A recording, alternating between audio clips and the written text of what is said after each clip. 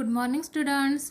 कैसे हो सभी? मस्त हो ना बच्चों हमने लास्ट लेक्चर में बंदर का धंधा यह कविता का पार्ट पढ़ा था। तो आज हम उसके आगे वाला जो पार्ट है वो हमारे सिलेबस में स्किप किया है और उसके आगे वाला जो पार्ट क्रमांक 7 है, जहाँ चाह वहाँ राह, यह पार्ट का आज हम पठन करने वाले हैं। पाठ का नाम है जहाँ चाह वहाँ राह। उनकी लेखिका है अनुराधा मोहिनी। लेखिका का नाम क्या है? अनुराधा मोहिनी।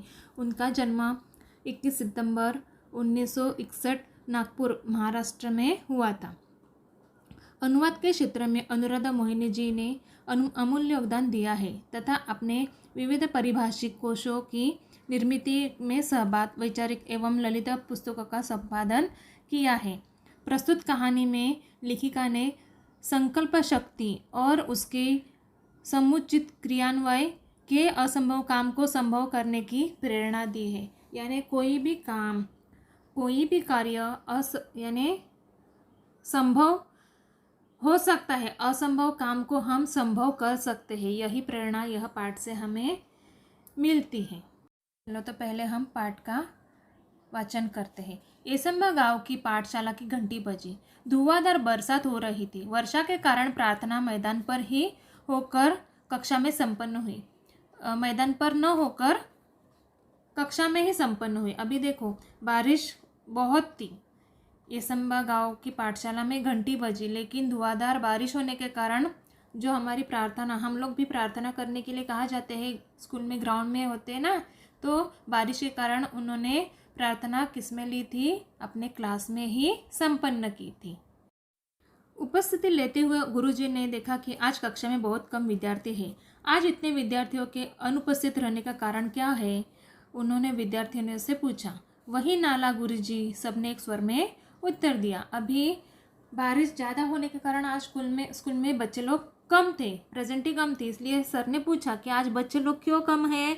तो सभी बच्चे ने एक साथ इकट्ठा होकर उत्तर दिया कि वही नाला, यानी जो नाला अभी बहता है उसका पानी बढ़ जाने से बच्चे लोग आज स्कूल में नहीं आए हैं। एसंबा गांव के ठीक बीच से एक नाला बहता था।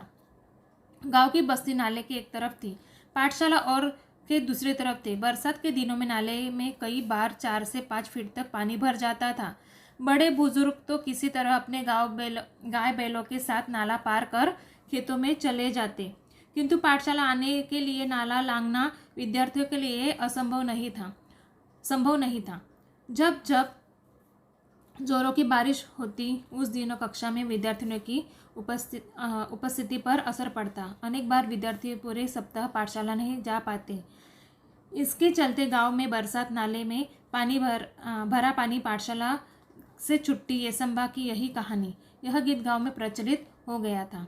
अभी देखो, बहुत भारी बरसात होने के कारण हर बार क्या होता था? बारिश के कारण नाला हम तो लांघ नहीं सकते, तो उस दिन जब बारिश होती थी तभी स्कूल को छुट्टी लेनी पड़ती थी। अभी जो बड़े बुजुर्ग हैं अपने वो गाय भैंसों के साथ नाला लांघते थे, लेकिन जो बच्चे हैं, विद्यार्थी हैं, वो नाला लांघ नहीं सकते थे। इसलिए जब भी कभी भारी बारिश होती थी तो बच्चे लोग क्या करते थे? स्कूल को छुट्टी लेते थे। पाठशाला में अनुपस्थिति का विद्यार्थियों की पढ़ाई पर बहुत बुरा प्रभाव पड़ता। अच्छी श्रेणी लाने वाले विद्यार्थी भी वार्षिक परीक्षा में पीछे रह जाते। सब परेशान थे, पर क्या करते? मार्ग असंभव था। अभी देखो, हम लोग स्कूल नहीं जाते हैं, टीचर तो पढ़ाती रहती है, बराबर है। तो जो लोग नहीं जाते हैं, जो विद्यार्थी नहीं जा पाते थे, तो उनका नुकसान होता था। अभ्यास यानी पढ़ाई में भारी नुकसान होता था। पर क्या कर सकते थे? नाले का कुछ भी नहीं कर सकते थे। वो अभी परेशानी ही हो चुकी थी। असंभव में मूल शब्द संभव होता है। अभी कौन सा भी कार्य असंभव नहीं है, बराबर है ना। असंभव में संभव भी हो सकता है। सभी संभावना एक दिन एकाएक काम कर गई। हुआ यह कि उस दिन भारी वर्षा के कारण एसंबा के अधिकांश विद्यार्थी पाठशाला न जा पाए थे। दोपहर बाद वर्षा थोड़ी रुकने पर चौपाल में बरगद के पेड़ के नीचे चबूतरे पर बैठने वे आपस में बातचीत कर रहे थे। तभी तुषार ने कहा, अरे इस बरगद के पेड़ के बरगद के पेड़ में भूत है। यहाँ क्यों बैठे हो? भूत भूत सब कोरी कल्पना है, बकवास है। क्या हम में से किसी ने भी भूत देखा है? सब केवल मनगढ़ंत बातें हैं। जूही ने कहकर बातचीत आगे बढ़ाई। आज एक और अनुपस्थिति लग गई मेरी। अब 14 अनुपस्थितियाँ हो चुकी। इस बरसात में उज्ज्वला ने मैं परेशानी भरे स्वर में कहा। अभी देखो, ये सभी बच्चे इकट्ठा होते हैं बरगद के पेड़ के नीचे दोपहर में। क्योंकि ये सब क्यों इकट्ठा हुए हैं? तो वह स्कूल नहीं जा सके। सुबह भारी बरसात होने के कारण वह स्कूल में न जा सके, इसलिए अभी दोपहर में बारिश थोड़ी सी कम हुई है। तो वो अपने गांव के पास, जो गांव में बरगद का पेड़ है, वहाँ सब यानी वो धमा चौकड़ी मचाने के लिए इकट्ठा होते हैं और उसमें बातचीत चलती है। तो वो बोलते हैं कि बरगद के पेड़ में क्या है? तो भूत रहता है, लेकिन हम जो देखते हैं उस पर ही हमें विश्वास करना चाहिए। मन धड़ंग कहानी पर विश्वास कभी भी नहीं करना चाहिए। बराबर है ना? वैसे ही जूही ने कहा था कि ये सब क्या है? ये बकवास है। अभी उज्ज्वला ने भी कहा कि मेरी भी आज क्या हो गई है, स्कूल को छुट्टी हो गई है। मेरी तो कुल उपस्थिति ही शायद 14 होगी। शुभम ने कहा तो सब हंस पड़े। अभी अपने अपने बारे में सब बताते हैं बच्चे कि मैं इतने दिन नहीं गया था, उतने दिन नहीं गया था। तो वैसे ही शुभम ने कहा कि मैं भी अभी 14 ही दिन स्कूल में मेरी प्रेजेंटी लगी है। लेकिन क्या हम बरसात में ऐसे ही चर्चा करते रहेंगे और अपनी पढ़ाई का नुकसान होने देंगे? क्या हम ऐसे ही हाथ पर हाथ धरे बैठेंगे? आशीष ने गंभीर स्वर में पूछा। अभी आशीष नाम का लड़का है, उसने कहा कि हम सब ऐसे ही सब देखते रहेंगे क्या? हर बार कुछ करेंगे नहीं, कुछ करने का प्रयास भी नहीं करेंगे?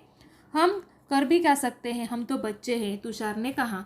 सच कहा तुषार तूने। हम बच्चे कर ही क्या सकते हैं? हम बच्चे कर भी क्या सकते हैं? इस वाक्य में गीत की तरह वह एक साथ तालियां बजाकर वहाँ बैठे बच्चे जोर जोर से हंसने लगे। अभी वो सिर्फ मन में लाते हैं कि हम क्या कर सकते हैं, बच्चे कुछ कर सकते हैं क्या? नहीं, वो गीत गाकर सिर्फ हंसने लगे। हंसो मत, कोई कुछ कर सकता है तो वह हम ही है। आत्मविश्वास भरा यह स्वर दामिनी का था। अभी दामिनी ने जोश में आकर कहा है कि हम क्या कर सकते हैं। तो यही आत्मविश्वास में उसने कहा है कि हम बच्चे ही सब इसको कायापलट कर सकते हैं। बराबर है ना बच्चों? हर समस्या का निदान संभव है। प्रकृति ने विचार करने के लिए हमें बुद्धि दी है। मुझे विश्वास है कि हम सब मिलकर विचार करेंगे तो कोई ना कोई रास्ता अवश्य मिलेगा। कोशिश करने वालों की कभी हार नहीं होती। दामिनी की बातों ने बातचीत का माहौल बदल दिया। अभी ये दामिनी ने सबको सुझाव दिया है कि हम कुछ भी कर सकते हैं, कोई भी काम असंभव नहीं है। जब हम उसका हल ढूंढने का प्रयास करेंगे तो हम आसानी से उसका हल ढूंढ सकते हैं। हर कोई गंभीर होकर समस्या के हल के बारे में सोचने लगा। हल मिल गया। हम बरसात में भी पाठशाला जा सकते हैं। आशीष की आंखों में चमक और स्वर में उत्साह था। कैसे? सबने एक साथ पूछा।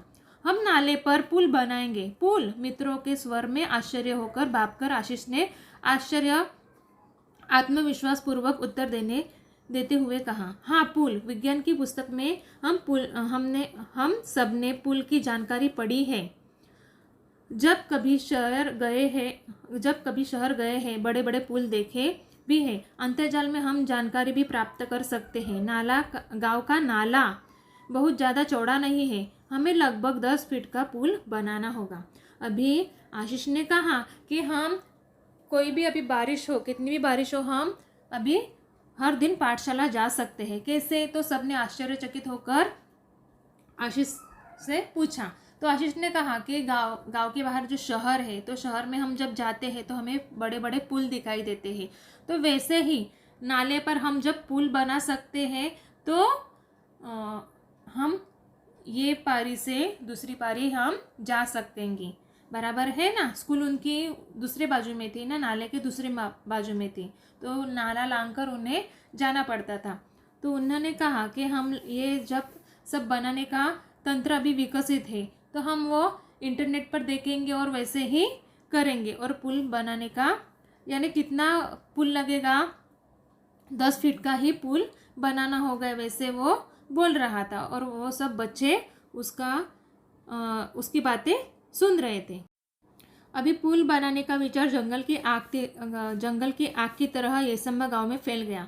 हर व्यक्ति इस विचार और विद्यार्थियों के हौसले की प्रशंसा कर रहा था। अभी यह कोई भी बात हो तो झट से गांव में फैल जाती है। यही बात भी झट से गांव में फैल गई थी। विद्यार्थियों ने छोटे छोटे समूह बनाकर इस प्रकल्प की बारीकियों पर काम करना शुरू कर दिया। सामग्री की सूची बनाई। सामग्री खरीदने के लिए 20-20 रुपये एकत्रित करना आरंभ किया।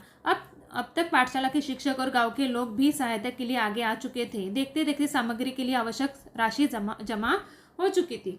अभी बच्चों ने क्या किया, पहले जो सामग्री लगती उसका निर्देश किया था और जो सामग्री के लिए पैसे लगते थे वो पहले ही खुद से हर व्यक्ति के पीछे 20-20 रुपये निकलते हुए गांव से शिक्षक, पाठशाला और बच्चों लोग ने पैसे निकाले थे और जो सामग्री लानी थी उसके लिए आवश्यक राशि जो चाहिए थी वो सब पैसे जमा हो चुके थे। बुजुर्गों का अनुभव, युवाओं की शक्ति, विद्यार्थियों का उत्साह, सब साथ मिलकर काम कर रहे थे। संगठित प्रयासों से काम आकार लेने लगा था। सीमेंट के पाइप खरीदे गए, पत्थर इकट्ठे किए गए, ईंटें आई, बंजर जमीन से मिट्टी खोदी गई। गांव के छगन बाबा नाम का एक बुजुर्ग ने प्रचुर मात्रा में रेत उपलब्ध करा दी। पुल बनाने के लिए पूरे गांव के हाथ एक साथ मिट्टी का भराव करने लगे। इस काम ने बुजुर्गों का अनुभव, युवाओं की शक्ति, विद्यार्थियों का उत्साह, यह सब साथ मिलकर सभी संगठित प्रयास होकर सभी काम कर रहे थे। कहीं बंजर जमीन में मिट्टी खोद गई थी तो कभी गांव के छगन बाबा नामक जो बुजुर्ग थे उन्होंने रेत उपलब्ध कराकर दी थी और सभी पुल बनाने के काम में अपने अपने हाथ बटा रहे थे और पुल बनाने के लिए पूरे गांव के हाथ एक साथ मिट्टी का भराव करने लगे थे। हर दिन स्वप्न पूर्ति की ओर एक एक कदम बढ़ने लगा था। गांव अंततः आनंद की वह सुबह भी आ गई। वर्षों की कठिनाइयों दूर हुई। केवल 15 दिनों में ग्रामीण और विद्यार्थियों के सामूहिक श्रमदान से पुल बनाकर तैयार हो चुका था। पूरे गांव के लिए एक अद्भुत उपलब्धि थी। सभी ने एकता, संगठन और श्रमदान का महत्व भी समझाया था। अभी देखो सभी लोग इकट्ठा हुए थे। गांव के बच्चे, बूढ़े, बुजुर्ग सभी इकट्ठा होकर हर दिन उनके मन में क्या चाहत थी तो हमारा पुल कैसे भी पूरा हो। अभी उन्होंने एकता का प्रदर्शन किया था, सामूहिक श्रमदान किया था। इसके कारण केवल 15 ही दिनों में क्या हुआ था तो उनका वो पुल था ना वो सभी बनकर तैयार हो चुका था। यही संगठन और श्रमदान का महत्व समझा रहे थे बच्चे। बरसात में इस बार भी नाले में पानी भरा था पर विद्यार्थी हंसते खेलते पुल से पाठशाला की राह जाने लगे। पुल भी विद्यार्थियों के हौसले को दाद देता, मानो मन ही मन कह रहा था जहाँ चाह वहाँ राह। जूही ने अपने बड़े भाई की सहायता से पुल के उद्घाटन का वृत्तांत बनाया और संगणक की सहायता से शिक्षा निरीक्षक के सामने प्रस्तुत किया। अभी देखो जूही ने अपने बड़े भाई की मदद से पुल का उद्घाटन तो करना है तो उसका वृत्तांत बनाया। किस पर बनाया? संगणक पर बनाया। हम लोग इनविटेशन बनाते हैं ना, कोई बड़ा व्यक्ति आकर, नेता आकर उसकी फीत काटता है, वैसे ही वो उसका वृत्तांत बनाया था संगणक पर और कहाँ निर्देशित किया था? शिक्षा निरीक्षक के सामने प्रस्तुत किया था। वैसे ही ये बच्चों ने अपनी चाह से असंभव काम को संभव किया है। प्रस्तुत पाठ से हमें यह शिक्षा मिलती है कि कोई भी काम असंभव नहीं है। हम जब पूरी लगन से, मेहनत से काम करेंगे तो असंभव काम को हम संभव कर सकते हैं। इसलिए कहा गया है, यह पाठ को नाम दिया गया है जहाँ चाह वहाँ राह। बराबर है ना बच्चों? तो अभी हम मिलते हैं अगले लेक्चर में। तब तक घर पर रहो, सुरक्षित रहो। बाय बच्चों।